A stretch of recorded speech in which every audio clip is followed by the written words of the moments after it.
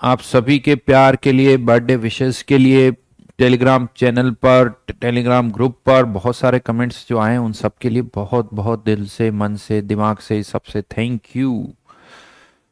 और यही दुआएं कि आप लोग 2025 में, हाँ, 2025 में भी जो है, 24 में भी मेरे को विश करो, 25 में भी करो।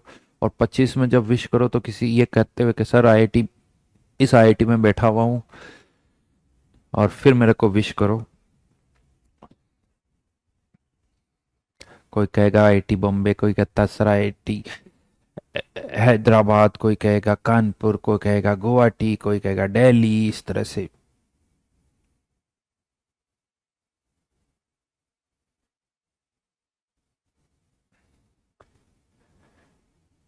नहीं,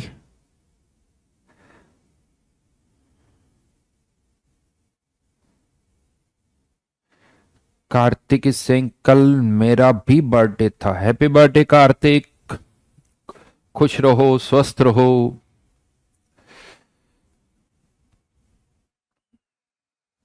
और अपन दोनों इसी तरह से साथ साथ में बर्थडे मनाते रहें। नहीं, बिल्कुल, आईआईटी वाराणसी, बीएचयू।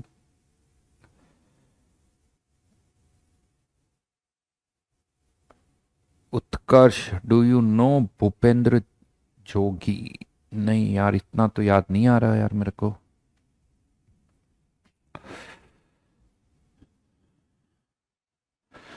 मेरा लुक 2 दिन में इतना चेंज कैसे हो जाता है? अच्छा होता है बुरा होता है? बेटा कुछ नहीं, बालों को कलर कर लो, शेव दाढ़ी को कलर कर लो तो थोड़ा बदल जाता है। हेयर कट कर लो तो और बदल जाता है।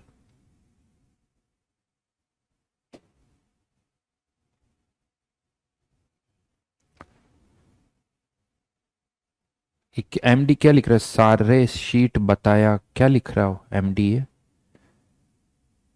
सेफ, टेक माय नेम, ले लिया भाई। अब क्या, कुछ गिफ्ट देने वाले हो क्या मेरे को?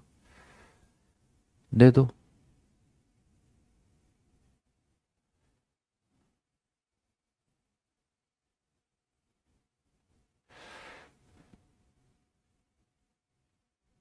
हम्म।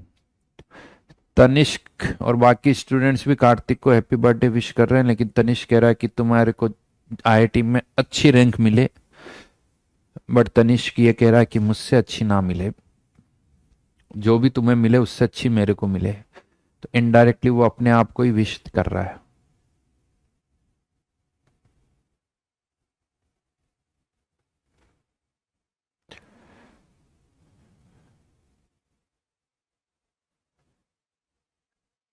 ये क्या लिखा है? कौन सा ऐप? आप भी ट्राई करके देखो।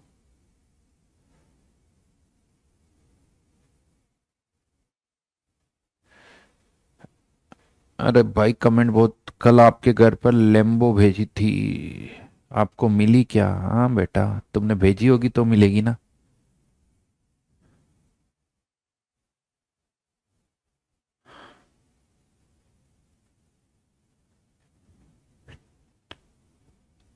कौन सा ऐप है? TRAYA, त्रय, क्या नाम है इसका? TRAYA। अमरिंदर कह रहा है सर आप भी आईआईटी में अपना बर्थडे मनाओ। बेटा मेरा बर्थडे अच्छा मन जाएगा अगर तुम लोग आईआईटी से मेरे को विश करोगे तो। हाँ, अब किसी ने पूछा है, उत्कर्ष कह रहा है सर मैम ने आपको क्या गिफ्ट दिया?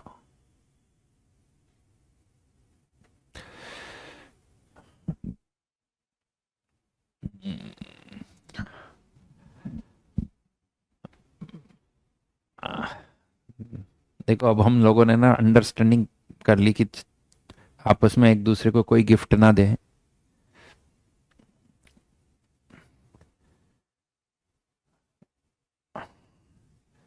तो मैंने खुशी खुशी उस बात को स्वीकार किया।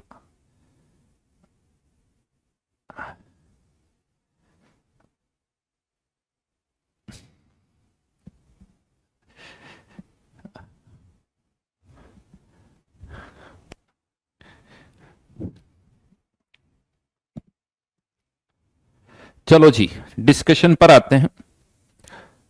लास्ट क्लास में अलग से तो कोई होमवर्क नहीं था, मुझे लगता है यही क्वेश्चन मैंने दिया था आप लोगों को।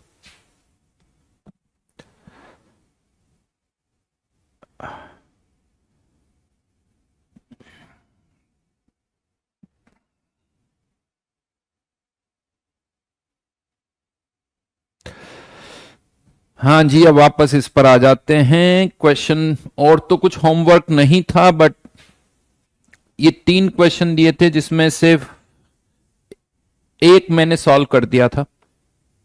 फर्स्ट क्वेश्चन कि इसकी पीएच क्या होगी।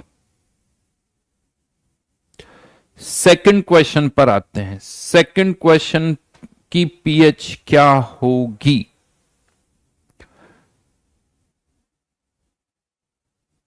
अच्छा, S1 और O1 का भी होमवर्क है, चलो अभी वो भी डिस्कस करेंगे। पहले इस सेकंड क्वेश्चन पर आ जाते हैं। तो यहां पर भी जैसे फर्स्ट था वैसे ही सेकंड क्वेश्चन है। आई थिंक फर्स्ट और सेकंड में कोई ज्यादा डिफरेंस है नहीं। यहां पर k 10 की पावर -5, यहां k 10 की पावर -10, तो इसी पर कर देता हूं मैं।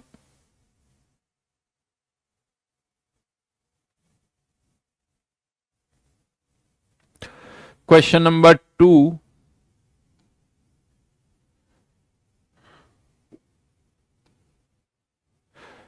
तो Cn minus plus H2O converting into HCN plus OH minus 10⁻² minus x और x, इसका equilibrium constant Kw upon K which is Kb, और ये वैल्यू आ जाएगी 10⁻⁻⁴। क्या आंसर आ रहा है इसका? नेग्लेक्ट कर दिया ना आप लोगों ने इसमें। कर दूं नेग्लेक्ट इसको? नहीं कर सकता। क्या नेग्लेक्ट कर सकते हैं? नहीं। क्या करना होगा? क्वाड्रेटिक सॉल्व करनी पड़ेगी। जिनका आंसर 11 आ रहा है उन्होंने इस x को नेग्लेक्ट कर दिया, जबकि x यहां पर k/c चेक करो तो वो 10⁻² आ रहा है। क्वाड्रेटिक सॉल्व करो तो x की वैल्यू क्या आ रही है? x की वैल्यू बताओ मुझे। x² plus 10⁻⁴x minus 10⁻⁻6 equals to 0। तो x इक्वल्स टू 10⁻⁻⁴ प्लस 10⁻⁻8 प्लस 4 इंटू 10⁻⁻6 डिवाइडेड बाई 2।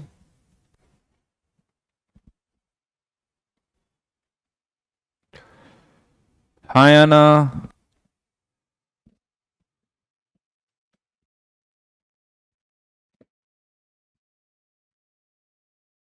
कितना आ रहा है x? 9 पॉइंट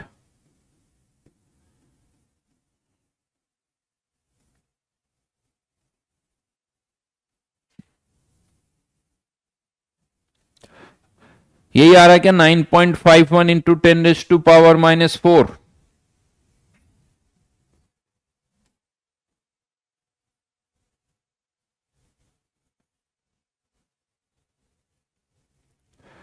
(10⁻⁻4) इसको नेग्लेक्ट कर दो, प्लस 20 इंटू 10⁻⁻4 अपॉन 2 19, यानी 9.5 इंटू 10⁻⁻⁴। बस यही आ रहा है। ठीक है, 9.51 या 9.5 एक की बात है।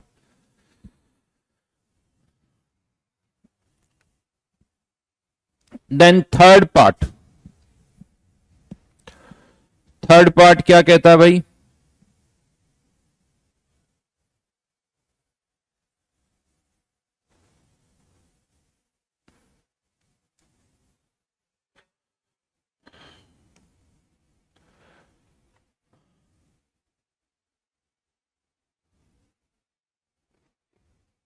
तो 0.1 m HCl। अब यहां ध्यान रखना,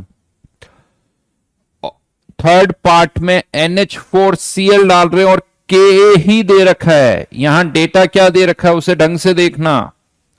तो NH4 प्लस प्लस H2O, अब ये यहां पर H प्लस आयन ले नहीं रहा है, H प्लस आयन दे रहा है। NH3 प्लस H3O प्लस, और इसका K 10⁻⁻9 x square upon 0.1 minus x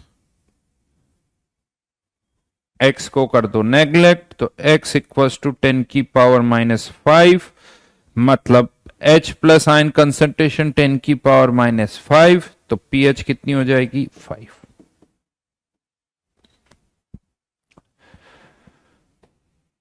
Aditya का आज बर्थडे है भाई, हैप्पी बर्थडे आदित्य, खुश रहो स्वस्थ रहो, और 2025 का बर्थडे किसी आईआईटी में सेलिब्रेट करो।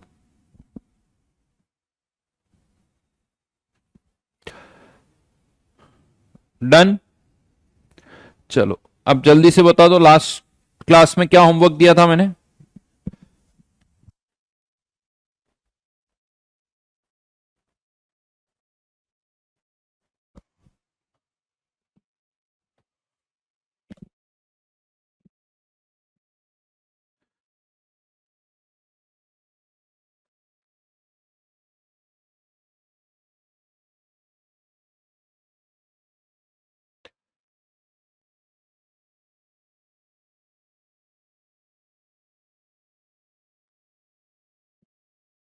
क्या था होमवर्क? S1 में अप टू 23 और अप टू 21। बोलिए, डाउट्स बोलिए।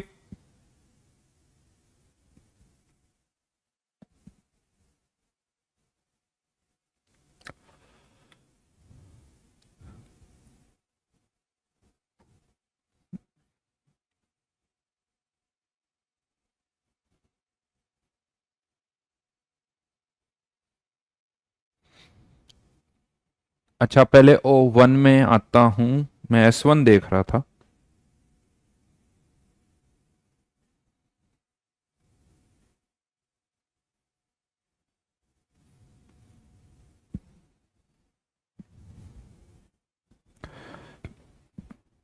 क्या प्रॉब्लम हुई भाई? 20th में क्लास में भी कर ही चुके थे ऐसा क्वेश्चन।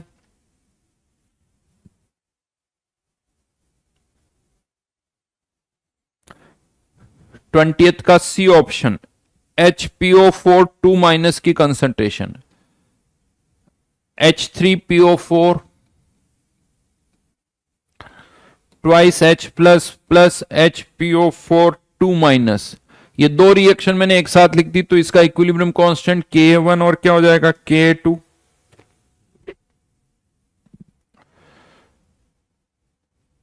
ये कुछ गड़बड़ है भाई, गड़बड़ है। 20th में मिसप्रिंट है,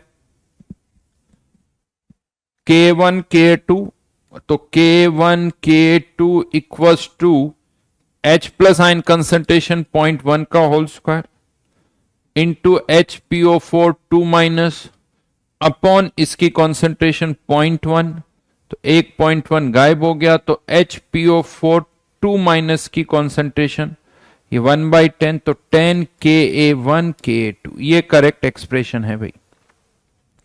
उसमें मुझे लगता है Ka1 और Ka2 गायब हो गया, इनफैक्ट सॉल्यूशन देखोगे तो उसमें भी दिख जाएगा।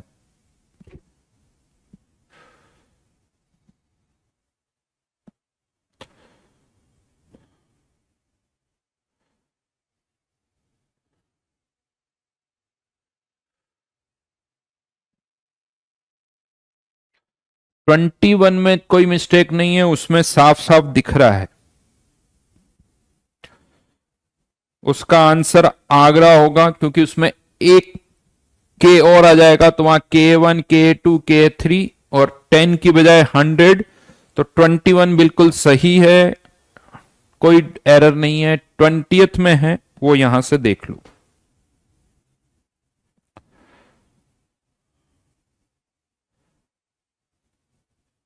और कोई डाउट इधर?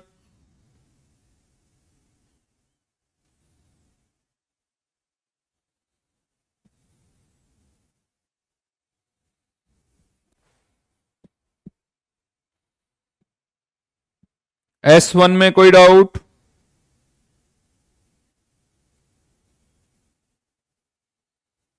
S1 में किसी को कोई डाउट? वैसे होना तो नहीं चाहिए।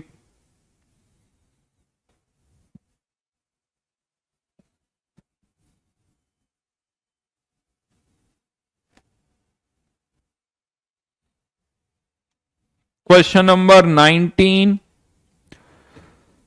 पहले इसमें H plus ion concentration find out करो। H प्लस आयन कॉन्सेंट्रेशन जो आ रही है वो है 10⁻³ m।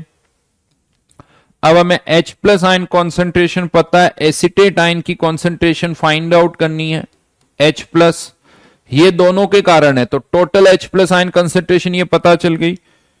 इसकी कंसेंट्रेशन 0.02 माइनस एक्स, ये x यहां प्लस x नहीं करना है। एसिटेट आयन की concentration into 10⁻³ divided by 0.02 minus x equals to 1.8 into 10⁻⁻5। इस x को नेग्लेक्ट कर दो, बिकॉज जब आपने ये H plus ion concentration find out की है वो तभी फाइंड आउट की जब आपने इस x को नेग्लेक्ट किया है। यहां से x की वैल्यू निकाल सकते हो आप। ये कितना हो जाएगा, ऊपर 100 10⁻⁻1 10⁻⁻1 प्लस तो 2 इंटू 1.8 इंटू 10⁻⁻4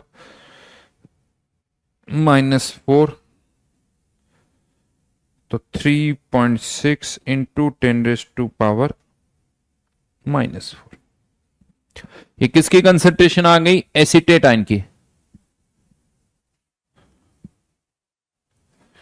और कोई डाउट?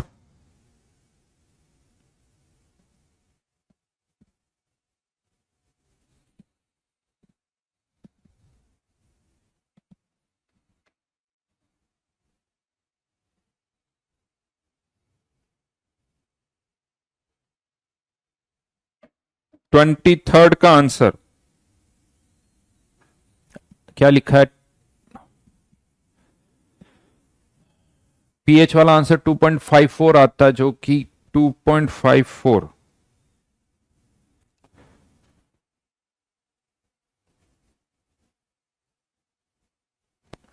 सही दे रखा बेटा। 2.54 पीओएच आएगी तो पीएच 11.46 ही आएगी। क्वेश्चन नंबर 23 में मुझे लगता है मैंने आपको हिंट दे दिया था, रिएक्शन लिखना आना चाहिए। 22 भी वैसे ही करना है। 22 में केस 2 का क्वेश्चन है पॉलीप्रोटिक का। Ka1 बहुत ज्यादा है तो पहला डिसोसिएशन तो पूरा हो जाएगा। क्वेश्चन नंबर 22 में पहला डिसोसिएशन पूरा हो जाएगा, सेकंड डिसोसिएशन 100% नहीं होगा तो उस पर कॉमन आयन इफेक्ट भी लगेगा। SO4 2 minus 0.2 minus x sorry already ये 0.2 प्लस x और ये x। फर्स्ट डिसोसिएशन से H प्लस आयन कितने आगे, 0.2। सेकंड से कितने आएंगे वो आपको इससे सॉल्व करना है, और इस x की वैल्यू आएगी 0.009। तो H प्लस आयन कॉन्सेंट्रेशन 0.209।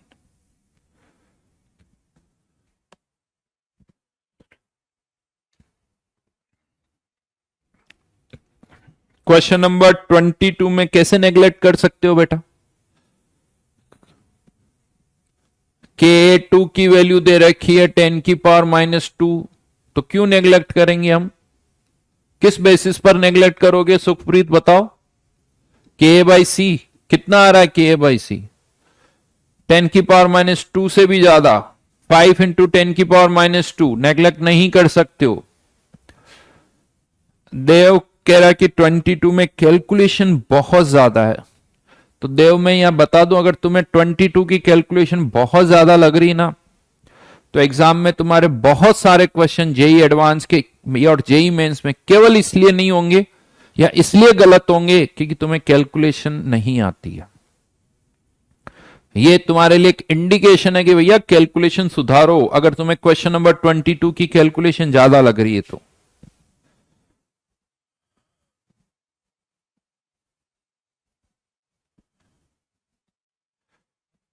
क्यों डाउट है सुखप्रीत क्वेश्चन नंबर 22 में?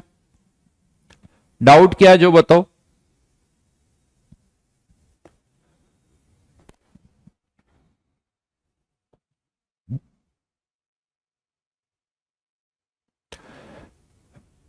कृपया करके इधर उधर कमेंट ना करें, आप भी पढ़ें और मुझे भी पढ़ाने दें। डिस्ट्रैक्ट ना करें।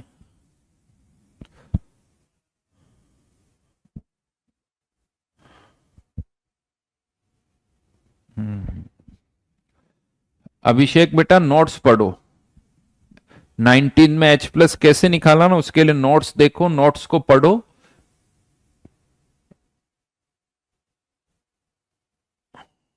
राइट।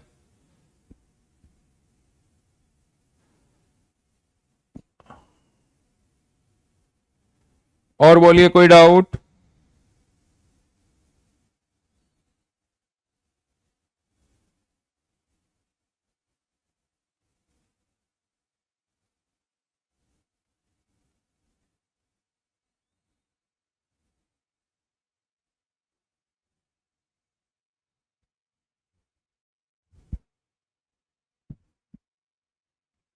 ठीक है।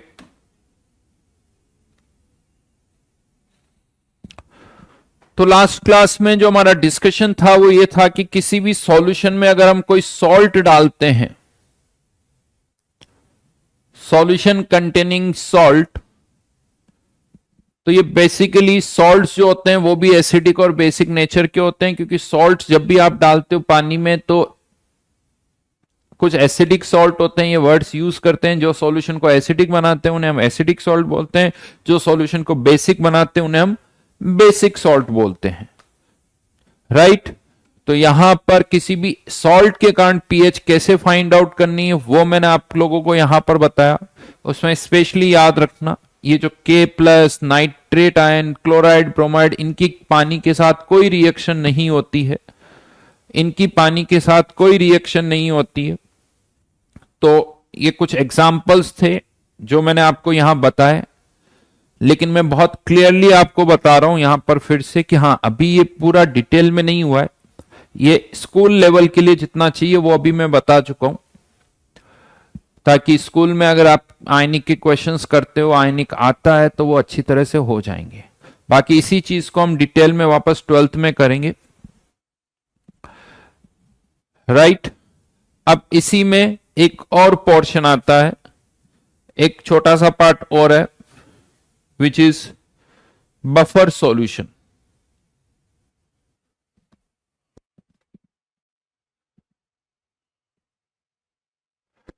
बफर सॉल्यूशन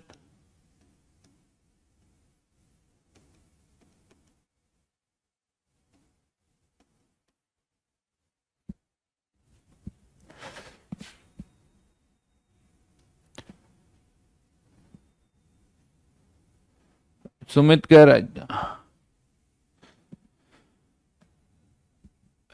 क्या मतलब है बफर सॉल्यूशन? टेस्ट में ये वाला टॉपिक जितना पढ़ा है बस उतना आएगा, उससे ज्यादा कुछ नहीं आएगा।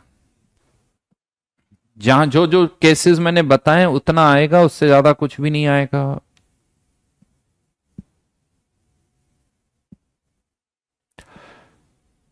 हाँ देखो, एसिड बेस वाला जब तक हमने किया था वो तो जेई लेवल का ही किया था। सॉल्ट वाला जैसे ही पार्ट आया था वो थोड़ा मैंने अभी डाउन किया हुआ है।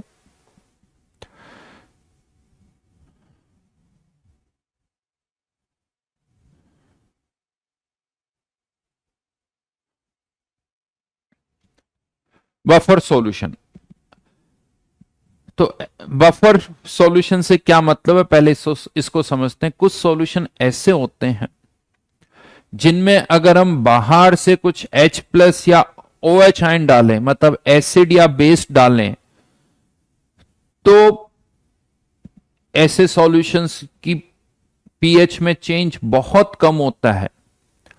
जिन सॉल्यूशंस की पीएच में चेंज बहुत कम होता है ऐसे सॉल्यूशंस को हम कहते हैं बफर सॉल्यूशन। उतनी अमाउंट अगर हम एसिड या बेस की पानी में डाल दे तो पानी की पीएच में अच्छा खासा चेंज होता है, लेकिन बफर सॉल्यूशन में अगर हम डालेंगे तो बफर सॉल्यूशन की पीएच में चेंज बहुत कम होता है। मतलब हम ये कहते हैं कि जो बफर सॉल्यूशंस होते हैं वो अपनी पीएच में चेंज को रजिस्ट करते हैं, अपनी पीएच में चेंज बहुत कम करने देते हैं। ऐसे सॉल्यूशंस को कहा जाता है बफर सॉल्यूशन। तो लिखो यहां पर solutions whose pH is not altered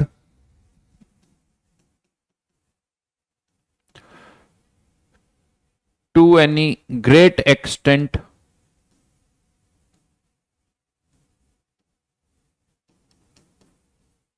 by addition of small amount of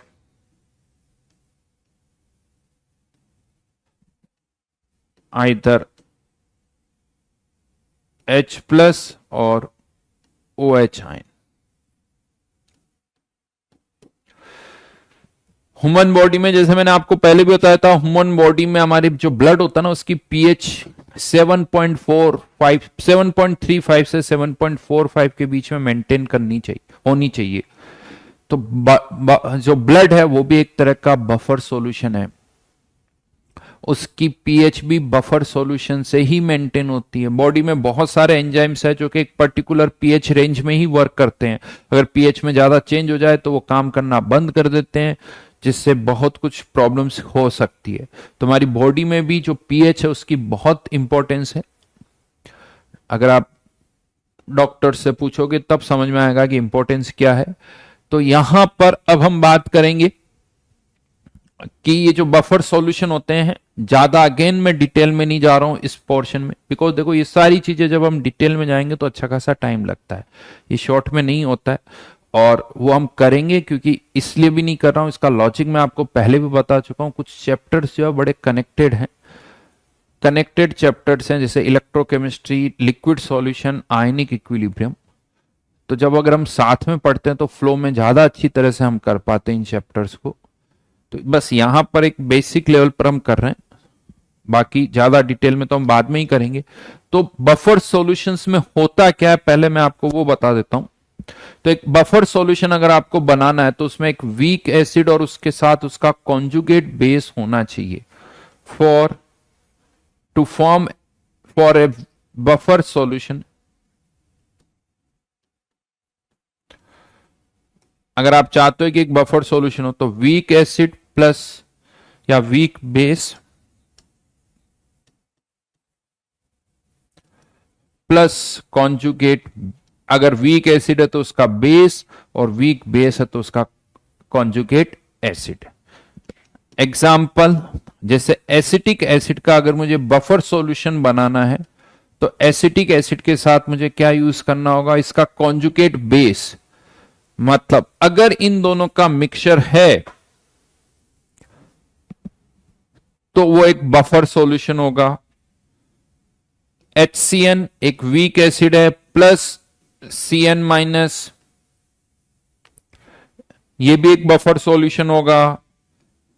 अगर कोई वीक बेस है जैसे NH4OH प्लस इसके साथ NH4 प्लस, ये बेस, ये इसका कॉन्जुगेट एसिड, ये सब किसके एग्जाम्पल्स हैं, बफर सॉल्यूशन के। एग्जाम्पल्स ऑफ बफर सॉल्यूशंस, यानी एसिड उसका कॉन्जुगेट बेस, राइट। अगर ऐसा है तो इनको हम क्या बोलेंगे, बफर सॉल्यूशन। और भी अलग अलग तरीके होते हैं बफर के, अभी हम केवल इन्हीं पर फोकस करेंगे कि हां ये बफर सॉल्यूशन है। अगर ये सॉल्यूशन अगर कोई है तो इसमें अगर आप बाहर से H प्लस आयन या OH आयन डालते हैं तो उनकी जो सॉल्यूशन है उसकी पीएच में चेंज बहुत कम होता है। क्यों होता है ये भी मैं आपको समझाऊंगा, लेकिन तब जब डिटेल में समझेंगे, राइट। लेकिन अब क्वेश्चन क्या आते हैं, देखो स्कूल लेवल पर क्या आता है वो मैं आपको बता रहा हूं, और स्कूल लेवल पर जो क्वेश्चंस आते हैं वो बड़े सिंपल से होते हैं। उसमें आपसे कहा जाएगा ज्यादा से ज्यादा कि बताओ इसकी पीएच क्या होगी, दैट्स इट। तो इन सॉल्यूशन की पीएच कैसे फाइंड आउट करनी है वो मैं आपको बता रहा हूं यहां पर। तो बड़ा सिंपल सा, ये कुछ नहीं करना है, केवल कॉमन आयन इफेक्ट लगेगा यहां पर, दैट्स इट। तो लेट्स से एक क्वेश्चन की तरह ही ले लेते हैं यहां पर कि बफर सॉल्यूशन है एसिटिक एसिड का, और एसिड की कंसंट्रेशन है A, और एसिटेट आयन। अब होता क्या, एसिटेट आयन अकेला आयन नहीं होता आपके पास, आप पानी में क्या डालोगे, CH3CONA, और इसे हम क्या बोलते हैं, सॉल्ट। तो इस सॉल्ट की कंसंट्रेशन है S और एसिड की कंसंट्रेशन है A। जैसे ही आप पानी में इन दोनों को मिक्स करोगे एसिटिक एसिड जो है वो आयोनाइज होगा एसिटेट आयन में और H प्लस आयन में।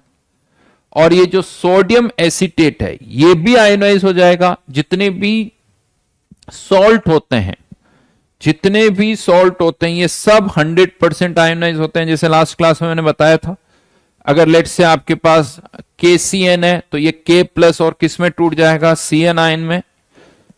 यहां पर एग्जांपल्स की मैंने बात की थी। तो ये CH3CON है, इसे आप जैसे ही पानी में डालोगे ये किस में टूट जाएगा, Na प्लस और एसिटेट आयन में। जितने भी सॉल्ट होते हैं वो 100% आयोनाइज हो जाते हैं। तो पानी में ऑब्वियसली अकेला एसिटेट आयन नहीं डाल सकते हो, आप क्या डालोगे, सोडियम एसिटेट, ये Na प्लस और एसिटेट आयन देगा। Na प्लस की किसी के साथ कोई रिएक्शन नहीं हो रही है तो यहां से आपको एसिटेट आयन की कंसंट्रेशन कितनी मिल जाएगी, S। पानी में एसिटिक एसिड की कंसंट्रेशन कितनी है, A।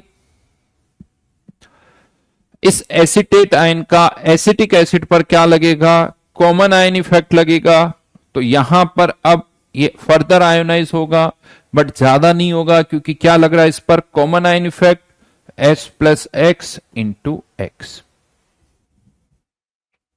Ka equals to S plus x upon A minus x.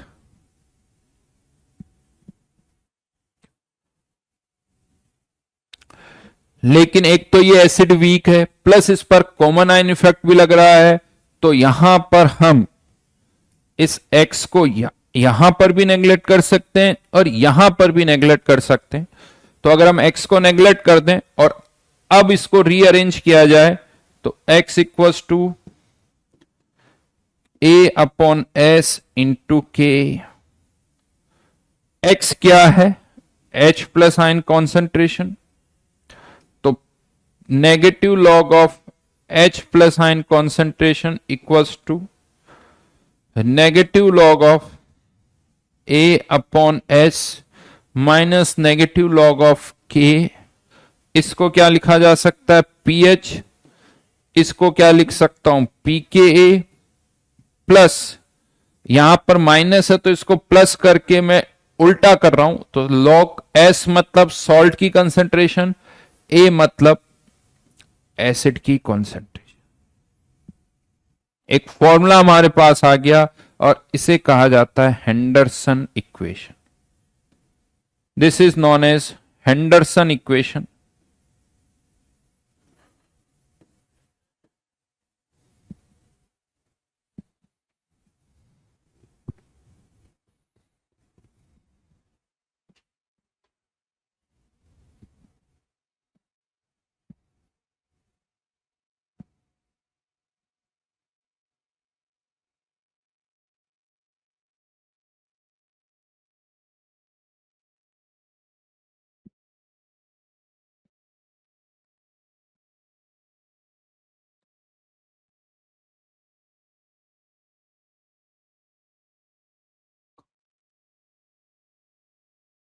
Amarinder कौन से वाली केस की बात कर रहे हो, 10⁻⁻⁷ HCl वाले की। तो this equation is known as Henderson equation. हाँ, लेकिन ये ध्यान रखना ये तब आई है जब एसिटिक एसिड और उसका कॉन्जुगेट बेस है। इवन इसको बोला भी जाता है एसिडिक बफर, क्योंकि इसको हम बोलते हैं acidic buffer. pH equals to pKa plus log salt upon acid. बहुत सिंपल है, देखो कहीं कुछ ज्यादा नहीं सोचना है, फॉर्मूले लगाओ आंसर आ जाएंगे, फॉर्मूले लगा के आपके आंसर आ जाएंगे, ज्यादा कुछ भी दिमाग नहीं लगाना है।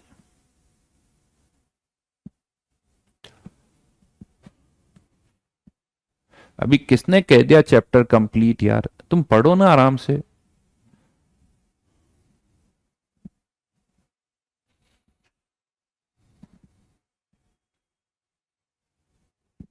देन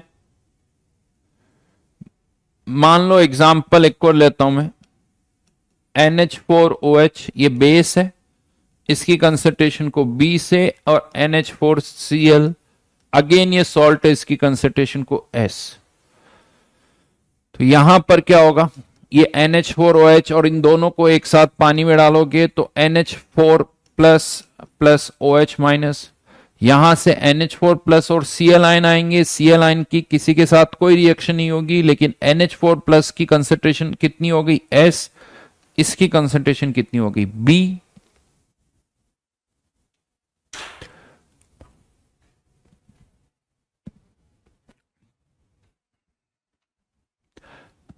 अरे गर्व उसको उल्टा करके लिख दिया ना, माइनस का प्लस हो गया तो ये सॉल्ट ऊपर चला गया, एसिड नीचे आ गया, एस सॉल्ट की कंसेंट्रेशन, ए एसिड की कंसेंट्रेशन, यही तो लिखा है यहां पर। तो यहां पर भी सब कुछ वैसा ही होगा, B minus x, S plus x और एक्स, बट ये बेस है तो K B equals to S plus x upon A minus x into x. इस x को नेग्लेक्ट कर दो, यहां पर भी नेग्लेक्ट कर दो, लेकिन इस बार जो ये x है वो OH आयन कॉन्सेंट्रेशन है, K B into A, sorry B minus X, B upon S. तो इस बार जो फॉर्मूला आएगा वो pH का नहीं POH का आएगा, p K B plus log concentration of salt upon concentration of base.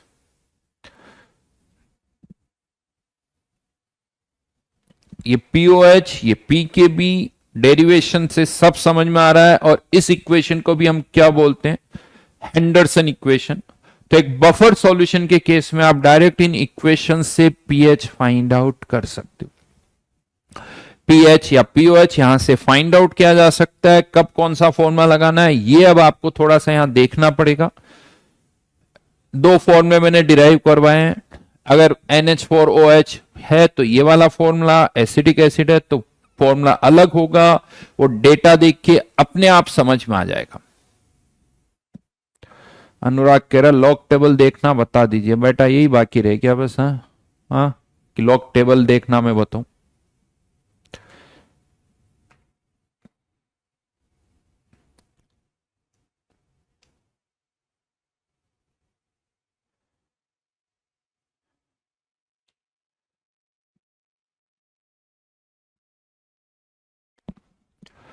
बिल्कुल आसानी है।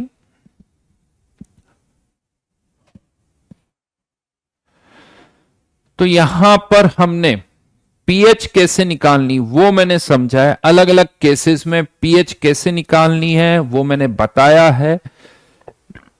अब हाँ बेटा, स्कूल लेवल पर ये भी बहुत, ये इतना जो डेरिवेशन करवाया ना स्कूल लेवल पर, अगर आप देखोगे तो ये भी बड़ा अच्छा लेवल है, स्कूल के लेवल से तो ये भी ऊपर है, ये मैं आपको बता दूं।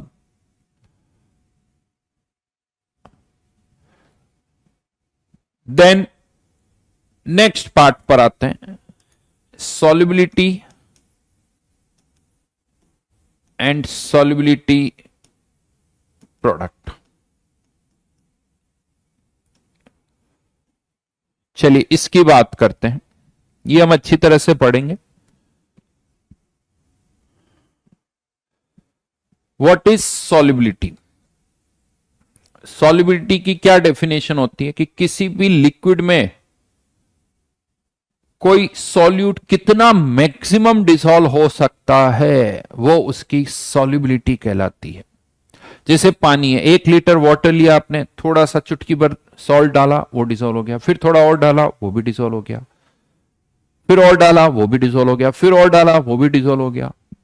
बट एक टाइम ऐसा आएगा, मान लो 100 ग्राम आपने सॉल्ट डाल दिया, और अब आप जब सॉल्ट डाल रहे हो तो वो डिसॉल्व नहीं हो रहा है, इसका मतलब 1 लीटर पानी में मैक्सिमम कितने ग्राम सॉल्ट डिसॉल्व हो सकता है, लेट्स से 100 ग्राम। तो ये 100 ग्राम उसकी क्या कहलाएगी, सॉल्युबिलिटी। मतलब 1 लीटर में आप इससे ज्यादा सॉल्ट या सॉल्यूट पानी में डिसॉल्व नहीं कर सकते हो। तो मैक्सिमम कितने मोल्स 1 लीटर में डिसॉल्व हो सकते हैं वो उसकी क्या कहलाती है, सॉल्युबिलिटी। तो लिख सकते हैं definition, maximum moles of A solute which can be dissolved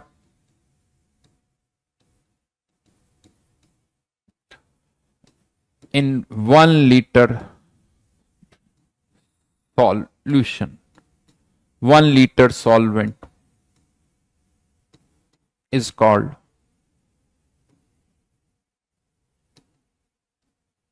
solubility.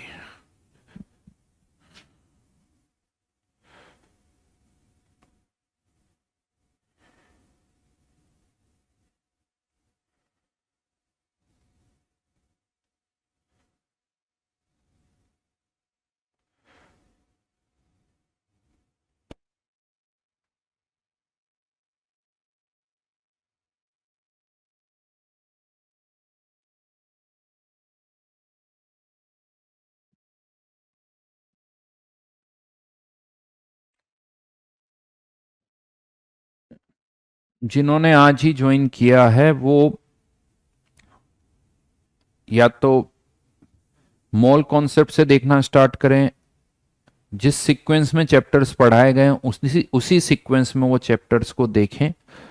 हर एक चैप्टर का पहला लेक्चर देखने से समझ में आ जाएगा कि क्या करना है आपको। स्टार्ट करें फर्स्ट चैप्टर से, किसी को लगता है वो आता है तो नेक्स्ट चैप्टर पर जंप कर जाओ, वो आता है तो फिर नेक्स्ट चैप्टर पर जंप कर जाओ, इससे आप सब समझ में आता जाएगा। हाँ, बट ये ध्यान रखना, कोई भी चैप्टर जब अटेंड देखने लगो तो फर्स्ट लेक्चर से ही देखना है, बीच में से कोई भी लेक्चर ना देखें। बीच में से मतलब कोई चैप्टर है चल रहा है, 5 लेक्चर हो गए और फिर आप देखना स्टार्ट करोगे तो समझ में नहीं आएगा। सुखप्रीत कितनी बार कहा कि जब कुछ पढ़ रहे हो तो इधर उधर की बातें मत किया करो, समझ में नहीं आती ना इतनी सी बात। तो maximum moles of A solute which can be dissolve in 1 litre solvent is called solubility. और जैसे ही मैक्सिमम मोल्स डिसॉल्व हो जाते हैं उसके बाद और मोल्स डिसॉल्व नहीं हो सकते हैं, तो ऐसे सॉल्यूशन को हम क्या बोलते हैं? Saturated solution. तो सॉल्युबिलिटी की एक और डेफिनेशन आप दे सकते हो, molarity of A saturated solution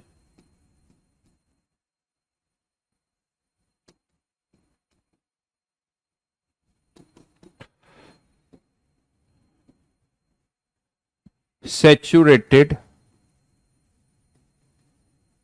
solution. Saturated solution की जो मोलरिटी होती है उसी को हम कहते हैं सॉल्युबिलिटी।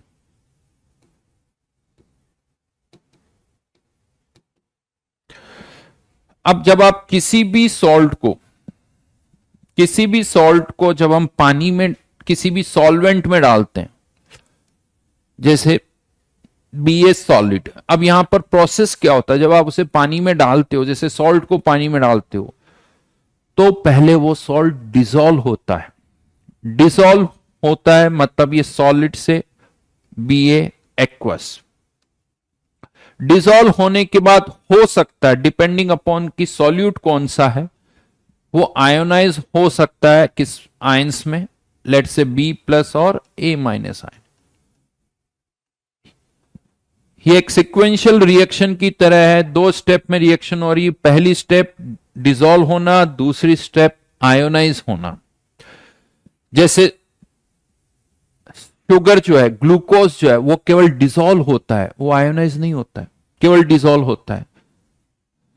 सॉल्ट जो है NaCl, वो डिसॉल्व भी होता है और आयोनाइज भी होता है। इनफैक्ट डिसॉल्व भी अच्छा खासा होता है और आयोनाइज भी अच्छा खासा होता है, NaCl के लिए आप कह सकते हो। जबकि जो ग्लूकोज है वो डिसॉल्व तो अच्छा खासा होता है लेकिन आयोनाइज बिल्कुल नहीं होता। एसिटिक एसिड जो है, वीक एसिड, वो डिसॉल्व तो होते हैं लेकिन आयोनाइज कम होते हैं। तो ये सब्सटेंस टू सब्सटेंस डिपेंड करेगा कि कौन कितना डिसॉल्व होता है, कितना आयोनाइज होता है। ये सब्सटेंस टू सब्सटेंस वेरी करता है कि ये रिएक्शन कितनी फॉरवर्ड में आएगी, ये रिएक्शन कितनी फॉरवर्ड में आएगी। बट डिसॉल्व होने का मतलब समझते हो? जो डिसॉल्व हो जाता है फिर वो आपको दिखता नहीं है। ये नहीं कि पानी लिया और पानी में मैंने लेट से सैंड डाल दी, हाँ सर डिसॉल्व हो गई। अरे सैंड डिसॉल्व नहीं हुई, वो दिख रही है आपको तो वो डिसॉल्व नहीं हुई है। पानी में गोल्ड डाला, वो आपने टुकड़ा लिया गोल्ड का, पानी में डाल दिया, क्या वो डिसॉल्व हो गया? नहीं हो।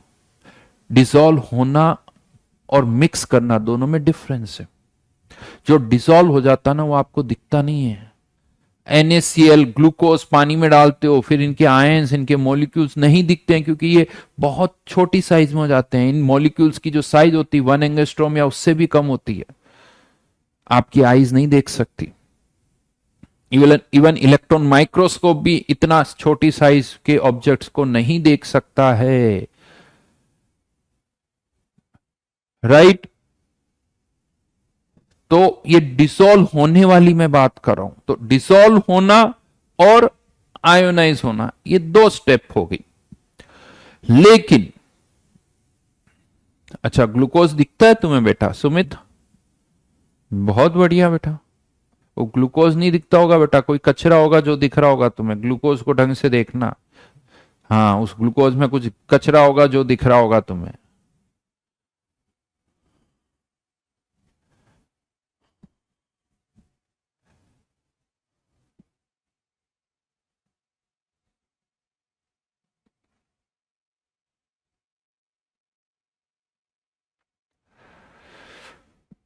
फर्दर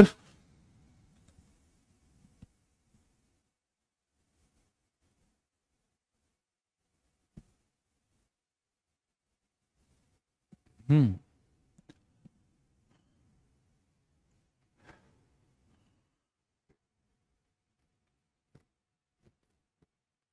तो अब यहां पर हम कुछ पर्टिकुलर सॉल्ट की बात करेंगे जिन्हें हम कहते हैं स्पेरिंग। अच्छा, उस अब लेट से आपने पानी में कोई सॉल्ट डाला और उसके एस मोल्स मैक्सिमम डिसॉल्व हुए।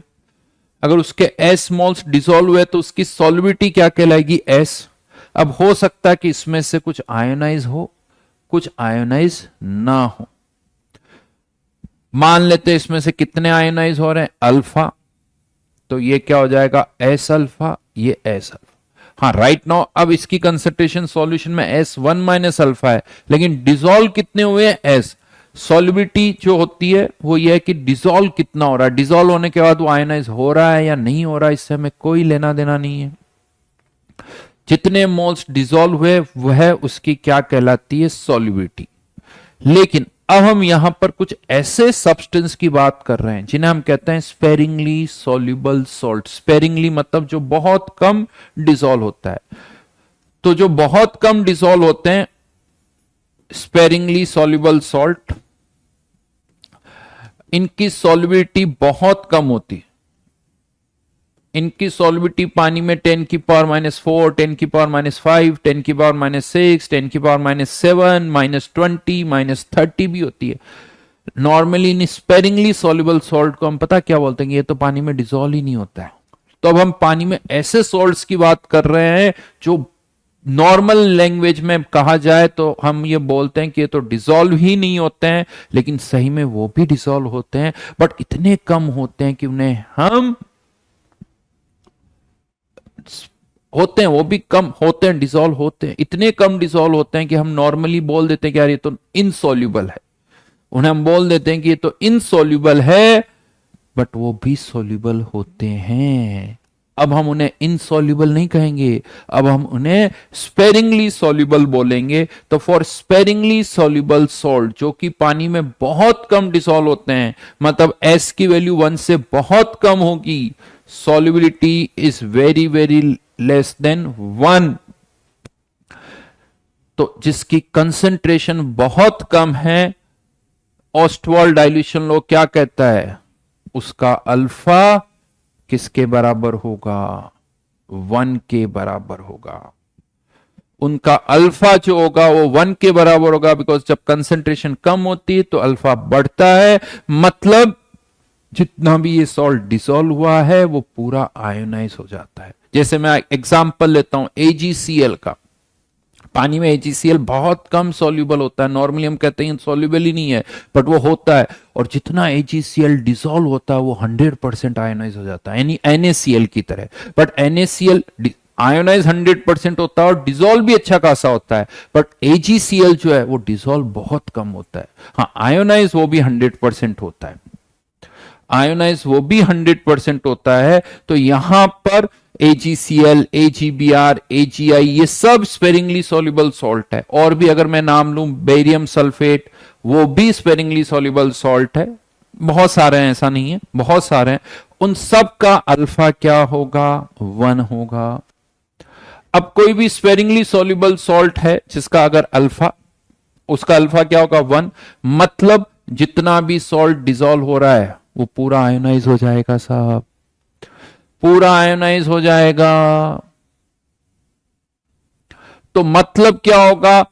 इसका मतलब क्या है कि जितना डिसॉल्व हुआ वो आयोनाइज हो गया, मतलब ये तो बचा ही नहीं है।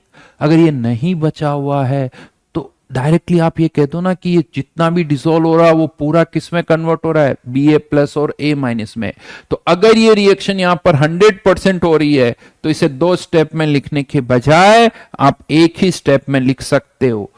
क्यों? क्योंकि अगर उसके एस मोल्स डिसॉल्व होंगे, अगर अल्फा 1 है तो एस मोल्स जितने डिसॉल्व हुए उतना ही वो आयोनाइज हो जाएगा। तो अगर इसकी सॉल्युबिलिटी एस है तो इसकी कंसंट्रेशन भी एस और इसकी कंसंट्रेशन भी एस हो जाएगी।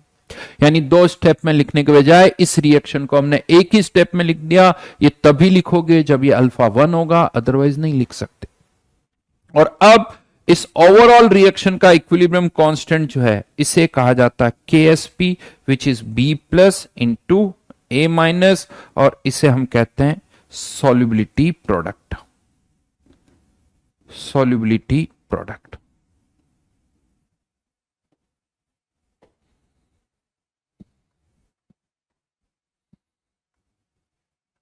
KSP।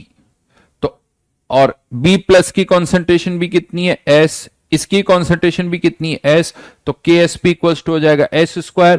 अगर मुझे KSP पता है तो इससे सॉल्युबिलिटी पता कर सकता हूं, सॉल्युबिलिटी पता तो KSP। और जैसे बाकी कांस्टेंट होते हैं, ये KSP भी तभी चेंज होगा जब टेम्परेचर चेंज होगा। For a given solute KSP depends only on temperature. ये भी केवल टेम्परेचर पर डिपेंड करेगा। टेम्परेचर चेंज होगा तो इसकी वैल्यू चेंज होगी, अदरवाइज ये चेंज नहीं होगा। हाँ, बिल्कुल सही कहा हर्ष ने, जैसे आयनिक प्रोडक्ट ऑफ वाटर होता है उसी तरह से ये भी कह सकते हो आप। वहां पर H+ और OH आयन होता है, यहां पर B+ और A- आयन। तो KSP से सॉल्युबिलिटी, सॉल्युबिलिटी से KSP। हाँ, बट सिंस सॉल्युबिलिटी 1 से बहुत कम है तो KSP की वैल्यू भी 1 से हमेशा बहुत कम होगी। जितने भी KSPs होते हैं ये 1 से कम होते हैं, 10⁻10, 10⁻20, 10⁻30, -50 तक की रेंज में भी होते हैं। यानी इनकी सॉल्युबिलिटी 1 से बहुत कम होती है। अब क्वेश्चन क्या आएंगे मैं आपको बता दूं, फिर से बता रहा हूं कि जिन्हें आप कहते हो ना कि ये पानी में इनसॉल्युबल है, अब आपको उन्हीं की सॉल्युबिलिटी पूछी जाएगी, उन्हीं की सॉल्युबिलिटी आपसे पूछी जाएगी। करना कुछ नहीं है, यहां से KSP से सॉल्युबिलिटी, सॉल्युबिलिटी से KSP। लेकिन क्वेश्चन आता है क्या हमेशा KSP इक्वल्स टू S² ही होगा? तो ऐसा नहीं है, हमेशा KSP इक्वल्स टू S² नहीं होगा। ये डिपेंड करेगा कि फॉर्मूला क्या है स्पेरिंगली सॉल्युबल सॉल्ट का।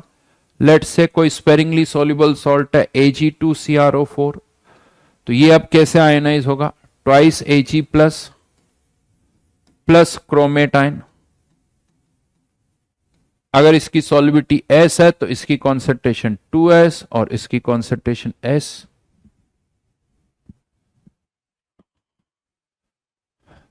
और इसका KSP क्या होगा? Ag+ की कंसंट्रेशन का स्क्वायर, क्रोमेट आयन कॉन्सेंट्रेशन ये कितनी है? 2S का स्क्वायर और ये S, 4S³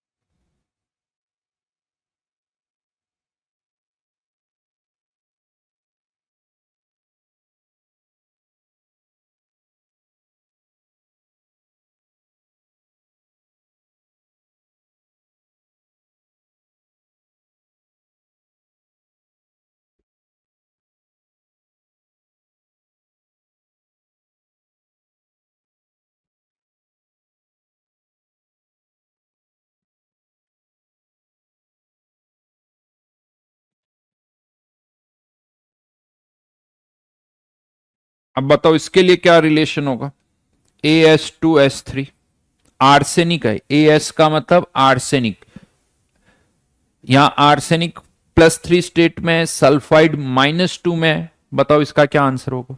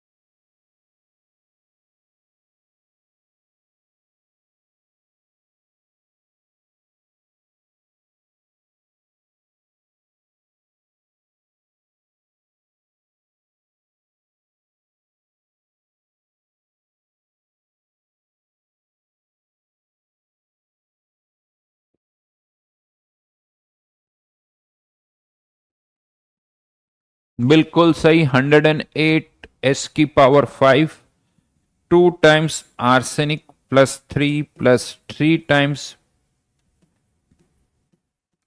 इसकी सॉल्युबिलिटी 2s, इसकी 3s, तो KSP इक्वल्स टू 2s का स्क्वायर, 3s का क्यूब,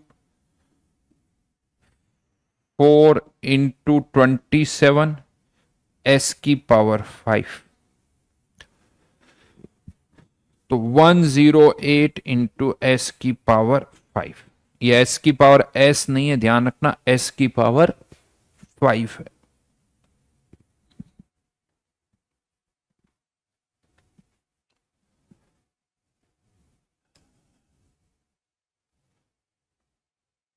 कुछ क्वेश्चंस दे रहा हूं, बहुत सिंपल सही है। Find solubility of Ag2CrO4 if its KSP is 3.2 into 10⁻⁻11। बताइए।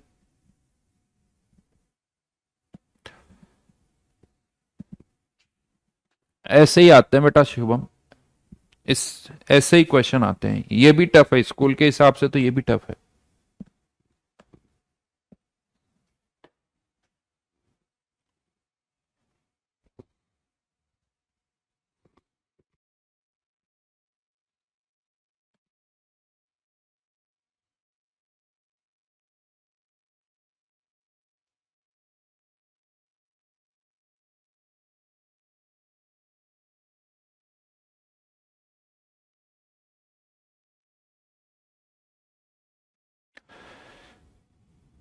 तो कुछ नहीं करना है, 32 × 10⁻⁻12 इक्वल्स टू 4s⁵, तो 8 × 10⁻⁻12 इक्वल्स टू s⁵, तो 2 × 10⁻⁻4।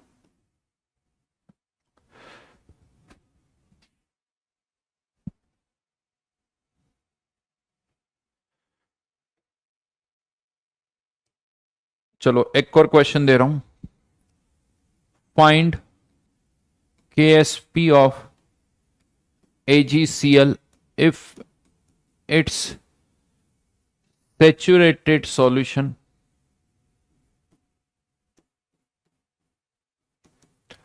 contains 1.435 milligram per liter AgCl।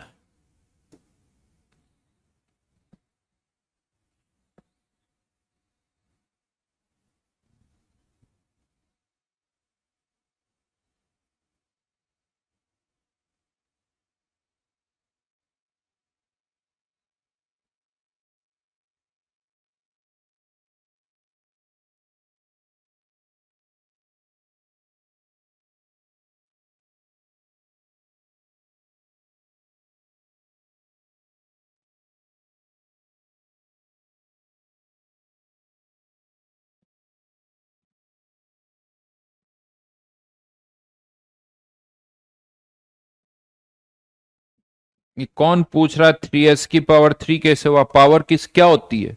जो इनके स्टोइक्योमेट्रिक कोफिशिएंट होते हैं वही तो पावर होती है। निधि वापस से देखो, केमिकल इक्विलिब्रियम पढ़ चुके हैं। स्टोइक्योमेट्रिक कोफिशिएंट ही किस कहां जाते हैं? पावर्स में। तो यहां इसका स्टोइक्योमेट्रिक कोफिशिएंट क्या? 3, तो इसकी पावर 3, इसका 2 तो इसकी पावर 2। अच्छा, यहां मोलर मास, सिल्वर का मोलर मास 108, क्लोरीन का 35.5। आयुष का आंसर आ गया बिल्कुल सही।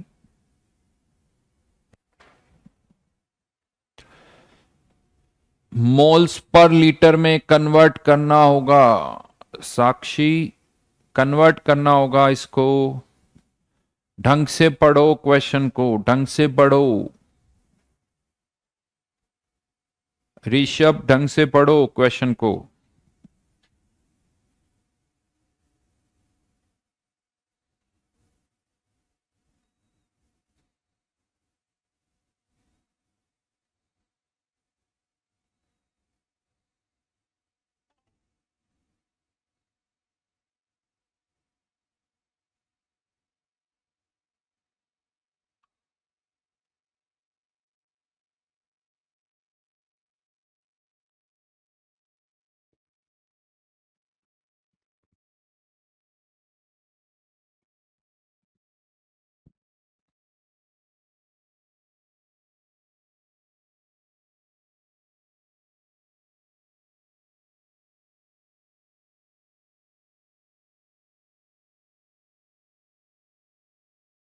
10⁻⁻10।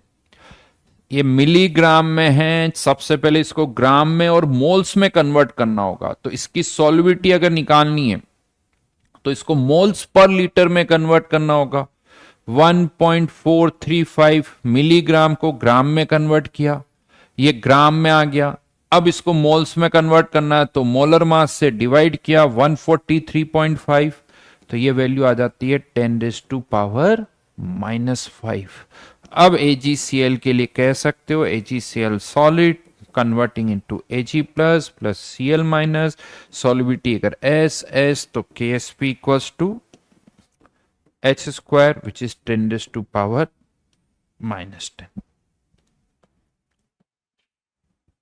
ऐसे ही क्वेश्चन आते हैं बिल्कुल बेसिक, बहुत सिंपल से।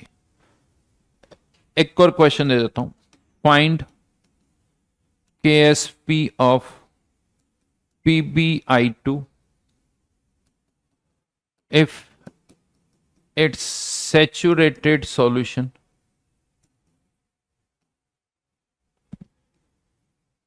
contains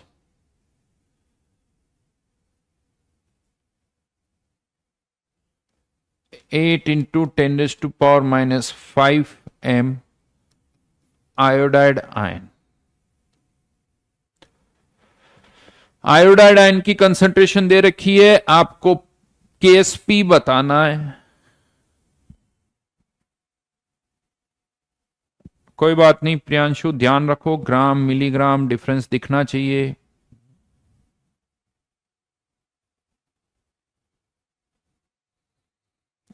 काश जेई एडवांस में ऐसे क्वेश्चन आते तो मैं AIR1 आता।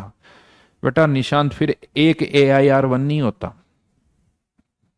पता नहीं कितने AIR1 होते हैं, जैसे नीट में होता है।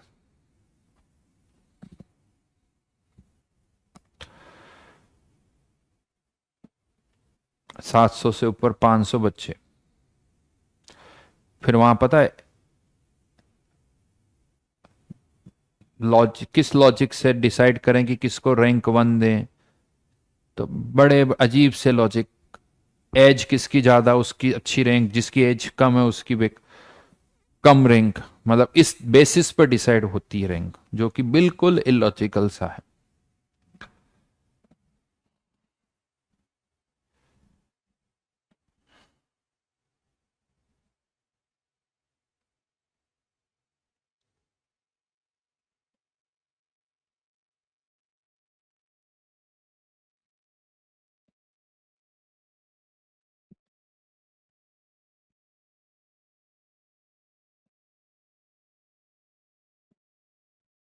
द्रव्य का आंसर दिख रहा है, आंसर, और निहाल का भी दिख रहा है, रक्षित का भी दिख रहा है, देव का भी आंसर कुछ आया है।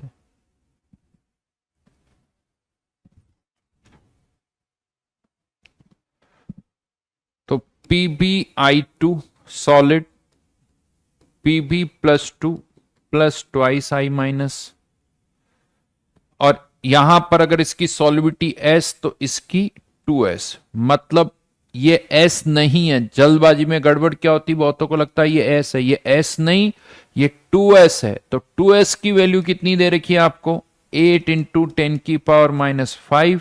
तो S इक्वल्स टू 4 × 10⁻⁵। S पता चल गया, और इसका केस भी क्या होगा, S 2S का whole square which is 4S³। S की वैल्यू पुट कर दो, 4 × 10⁻⁵ का क्यूब, तो 4⁴ मल्टीप्लाइड बाय 10⁻⁻15।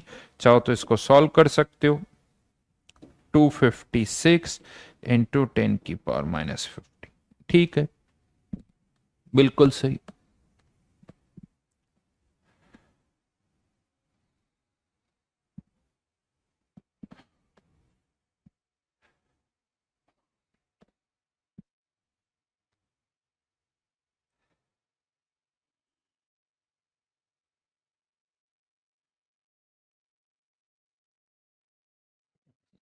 चिराग क्यों नहीं होगा, उसका मतलब क्या है, यहां सामने सामने दिख रहा है ये एस है, तो ये 2S है। तो आयोडाइड आयन की कंसंट्रेशन S नहीं 2S है, दैट्स इट।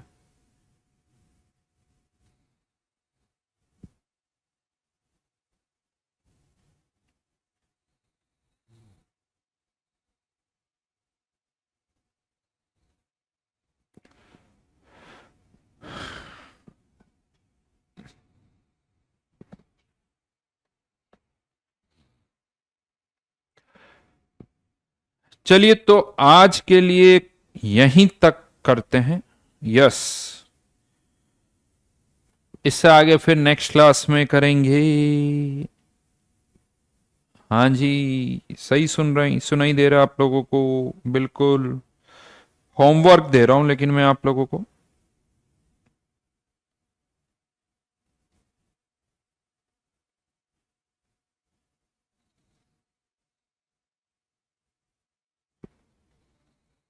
आई नो अभी टाइम है, बट आज के लिए इतना ही।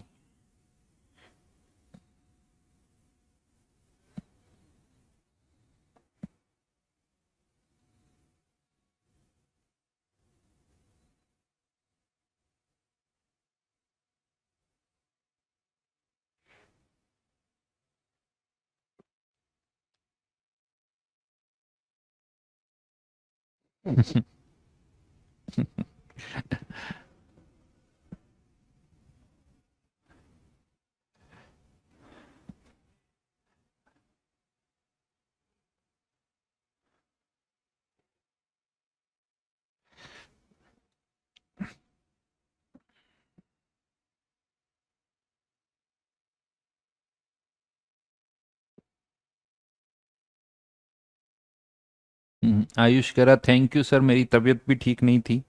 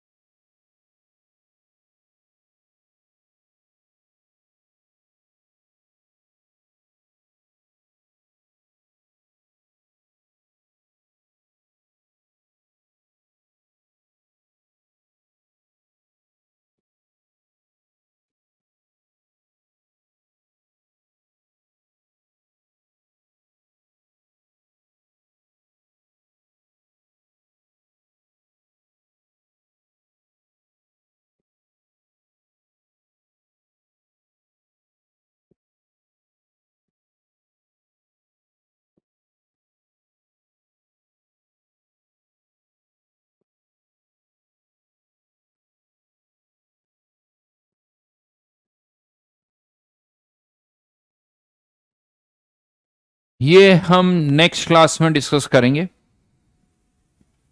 S1 से ही दे रहा हूं अभी, ज्यादा नहीं है, ठीक है।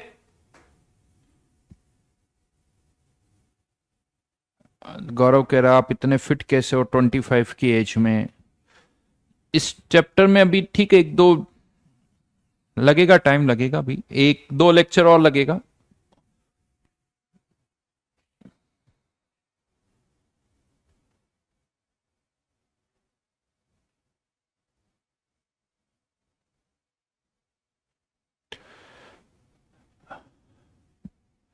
मेरी भी तबीयत बहुत खराब हो रही है, वायरल हो रहा है। चलो सब रेस्ट करो। आज किसी के घर पर दशहरा पार्टी है, वाह, सही है, मजे। दशहरा पार्टी में क्या होता है, हैं? प्रकाश,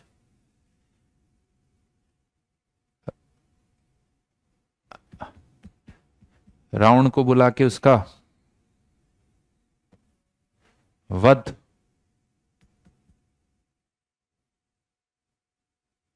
शुभम पूछ रहा मैम का क्या नाम है। मैम ही है भैया, सबकी मैम।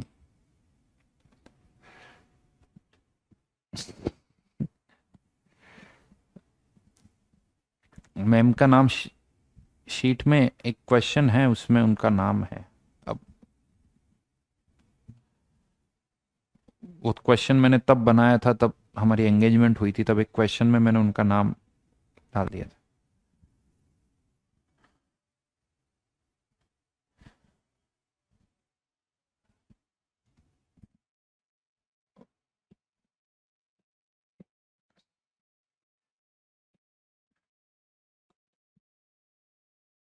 चलो अभी चल, बाय बाय बाय बाय, हो गई बहुत सारी बातें, ठीक है, बाय बाय।